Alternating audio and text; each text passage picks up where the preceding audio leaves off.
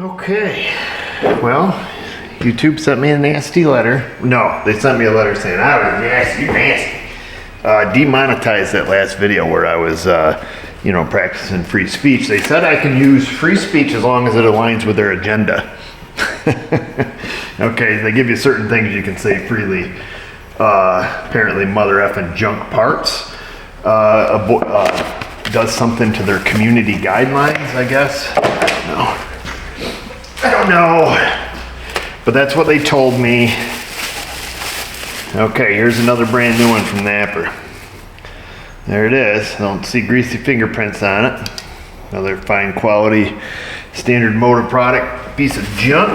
Let's plug it up because Mama didn't raise no fool. You don't go putting something like this on without plugging it up and cutting the key on to see if it works. I watched a guy on YouTube, that's what he said to do. His name was Erico. Sometimes he listens to his own advice. Let's just see, what are we looking for here?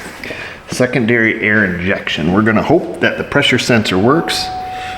Hallelujah. That one works, okay. 2.53 volts. I'm gonna give it a little toot here. Whoa, dude. We're gonna go 0, 3. Oh, got the carp on the left. Oh, come here, baby.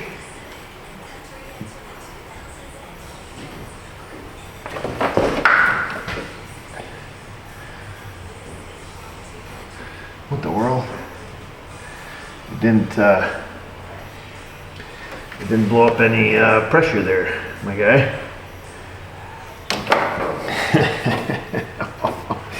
Am I thinking about this wrong?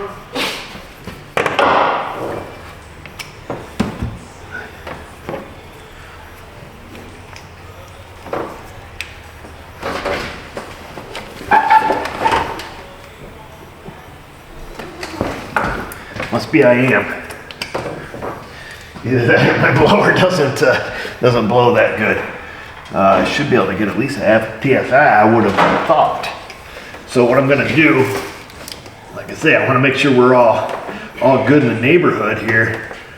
We're gonna hook it up to the air injection hose because we need to make sure that the solenoid works. Not that we have trust issues, but we have trust issues. Not sure if we can. We're gonna try. Tweak that fuel line just a little bit. Okay. We are plugged up. Almost. We got a pick in our pocket. Let me fiddle with this. Give me a minute. Okay, we got it. We're back. Oh, dang it, you know what, I was looking at the correct data pad, never mind. Okay, let's back out of here. We'll go to active tests. And then secondary air. We're just gonna do the pump. We're gonna leave the solenoid closed.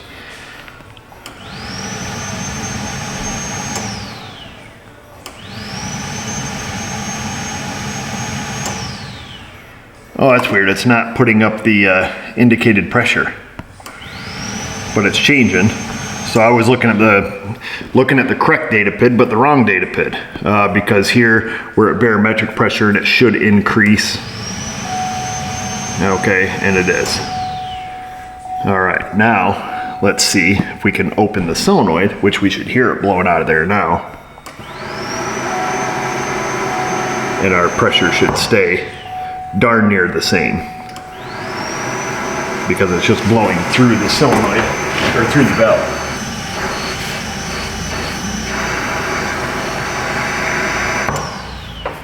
All right, huzzah. Okay, we have one that pretty well works. Why the indicated pressure, why it's not doing the differential of atmospheric versus what it's building, I don't know. For some reason, I thought it did with the OG, but I could be wrong. Okay, well, let me put it on there. Now that we know it works, it opens, it closes. I'm happy, you're happy. Stand by. I went all crazy. I put the canister vent valve in without checking to see if the new one even worked. Huh? Living on the edge. That's this guy. So we're gonna stuff that right back in there. Kind of. Got that back in the box. Let's see if she clicky clacks. Let's go to vent valve.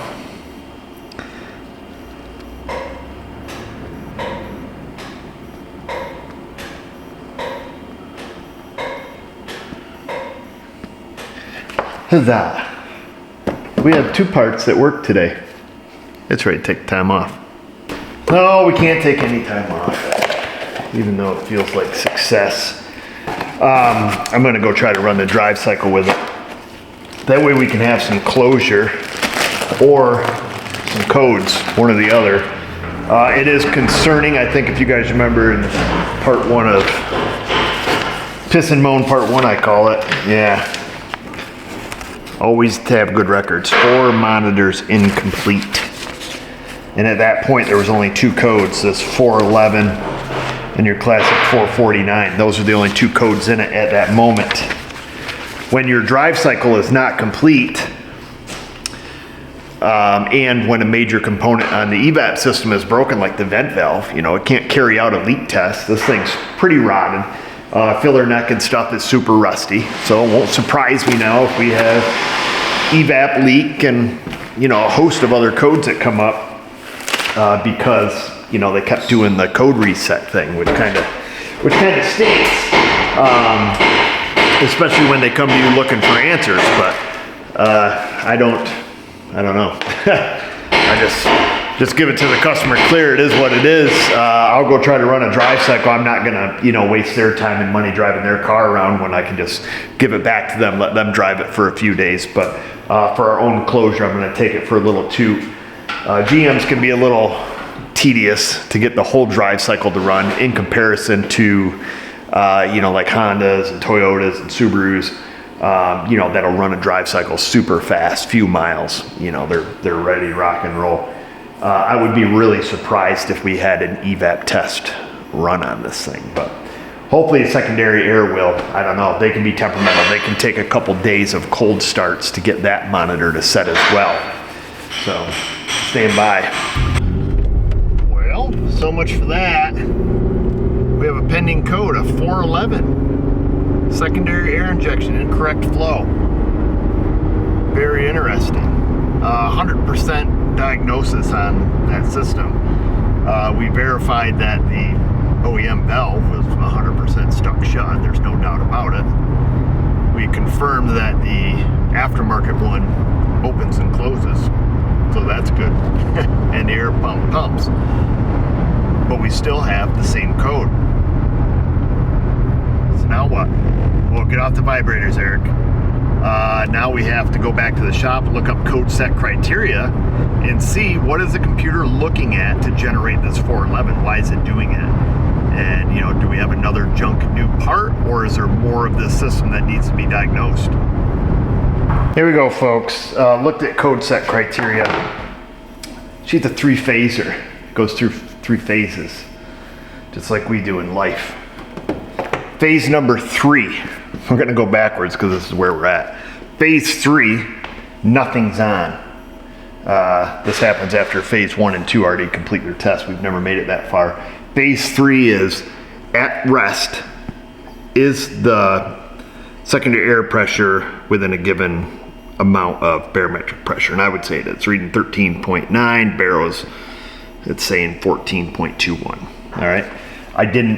We don't have a code for that because we've never made it that far.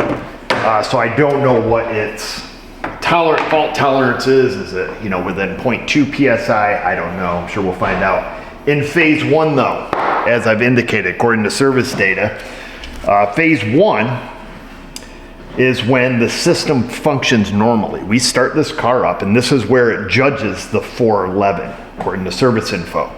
In phase 1, the pump turns on, the solenoid's open, so we're blowing air in the system, we're having fun. And we should be 8 to 10 kilopascals above barrel. Or for everybody else that lives in America, 1.2 to 1.45 PSI above. Let's start this pig up, see where we're at. Let me open my door. Oh, it's a 3.8. Oh, baby, she recovered. She recovered. Good job, my guy. All right. So let's hop out of here. Let's go to air injection, solenoid, and relay.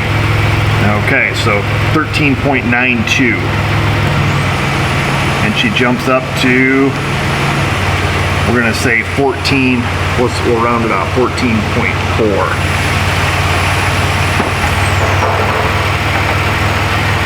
1392. What do we say, 14.4? Is that what we said?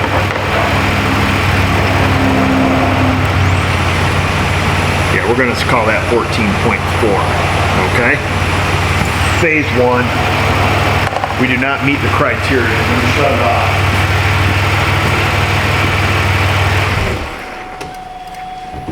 Let me see here, stand by, shut the headlights off. Close the door, because what's that, 0.48. So we're not at the 1.2, we're nowhere near the 1.2 PSI required. Phase 2, it says, checks the pump only. So that's just turning the pump on, solenoid closed. How much of a blow is she? And she should be cranking out 15 to 20 kilopascals. That's a little K, big P, little a, in case you're wondering. Or 2.18 to 2.9 of the PSIs. Now this is pump only.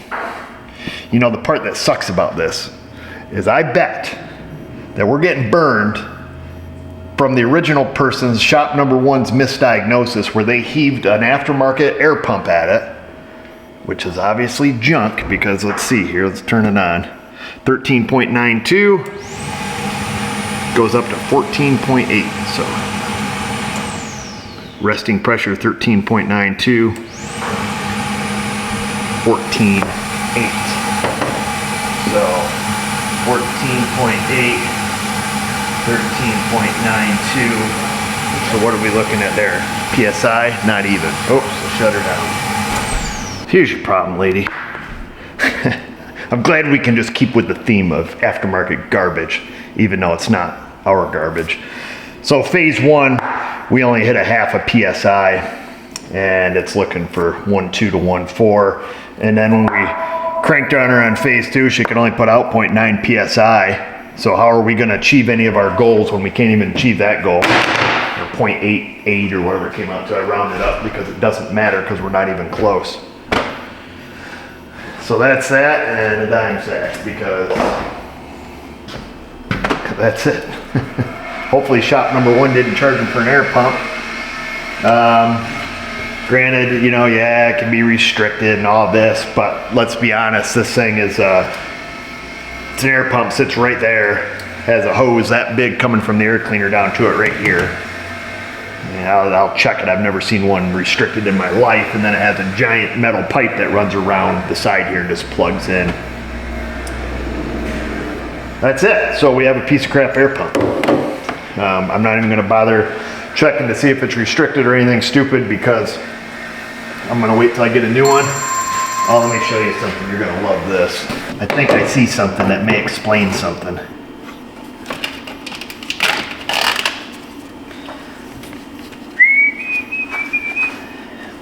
It says we got you covered.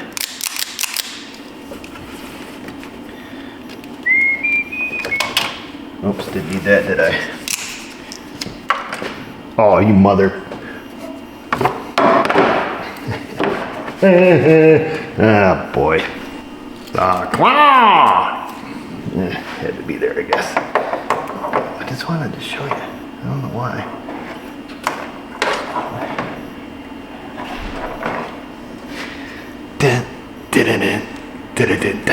Explains a lot, doesn't it? If you know, you know. I'm trying to be nice to him. My guy Lester there at Dorman, man, he's a great dude. But I tell you, doesn't surprise me, I guess is what I'll say. Doesn't surprise, like, look, see my face? That's not my surprise look. That's the air intake. Let's just make sure she's plumbed up good. Yeah, the doodad's clicked on all the way. Yada, yada, yada. Da, da, da, da, da. Junkety, junkety, junkety. Anyhow, that's it, folks. Stay tuned for part 3. Bonus footage. Shop number 1 did make the correct call. The guy, I called the guy to tell him the bad news that he's got more junk. So there's your dormant number. And he's like, oh, was that part that the guy, you know, installed underneath? I said, yeah, as a matter of fact, it is. He's like, oh, that's in the car on the floor. Boom. Classic water intrusion. Motors. Oh, it's very tight. So there's your blower. She's locked up pretty good. I mean, you can rotate it, but that's about it. So, the saga continues. It's getting deep. Both shop number 1, shop number 2, and shop number 3 are victims of crappy parts. So now we know the entire mystery here. Shop number 1 installed this, just on a guess. I know this shop. They're pretty terrible. He installed this on a guess, put it on, boom. As a matter of fact, didn't even, I asked the customer, I said, well, do you have a receipt for this from this shop? I said, because I know a guy at Dorman, I can probably get you reimbursement. And he says, no, he only wanted cash, no receipt. So unfortunately, the customer got screwed by shop number 1 and isn't gonna get reimbursement unless Dorman is so kind as to give him reimbursement, we'll see. So he put that in, gave up. Took this guy's money, took his cash, no receipt, never happened. If your guy's a shop like that and it's just not some guy named Cecil fixing cars down by the river, find a different shop, all right? Get receipts, you know. Just get a receipt. Something like this happens. This guy banged him $250 for that. Anyhow, so shop number 1, boom. Kind of got it, didn't get it, ended up installing a crappy aftermarket part. Shop number 2 does the air diverter valve and the canister vent valve. Boom, both codes set as soon as he leaves his driveway. So naturally, that shop number 2, even though his diverter valve or his check valve up there, the air diverter valve could have been good, his vent valve was junk. Because obviously, you know, we put a new vent valve on it and, you know, that code's gone and the vent valve works. So here we are at shop number 3. We get burned with the bad diverter valve and we get burned with the part that shop number 1 put on it. We all know now. That's it. That's the whole story. Needless to say, I did order a new one. I ordered an Eklund. I don't know. It's all junk. It's about $100 more than the crappy Dorman one. We'll find out.